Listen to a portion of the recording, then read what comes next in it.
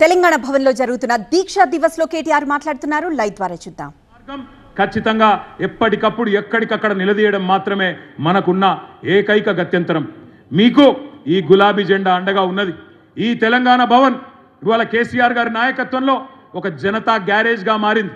అది హైడ్రా బాధితులు కావచ్చు, మూసీ బాధితులు కావచ్చు, లగచర్ల బాధితులు కావచ్చు, ఎవరికి ఎక్కడ కష్టం వచ్చినా ఇవాళ వాళ్ళందరికీ గుర్తొస్తున్నది Telangana Bhavan, Banjara Hills, road number 12.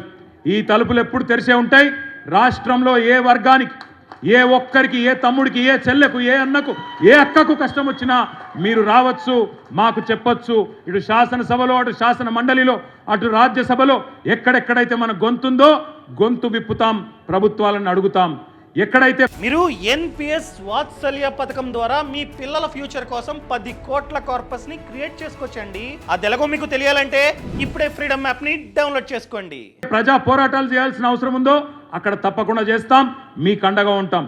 న్యాయ పోరాటాలు కానీ, ప్రజా పోరాటాలు కానీ ఎక్కడ కూడా రాజీ లేకుండా మీకోసం కేసీఆర్ గారి దీక్షా దివస్ స్ఫూర్తిగా, కేసీఆర్ గారి పోరాట దక్షత స్ఫూర్తిగా ముందుకు పోతామని చెప్పి తెలియజేసుకుంటూ, ఇంత రాత్రి जनरल हैदराबाद मीटिंग काव కానీ ఇవాళ ఇంత రాత్రి పూట కూడా मेरे को ताजु हुआ.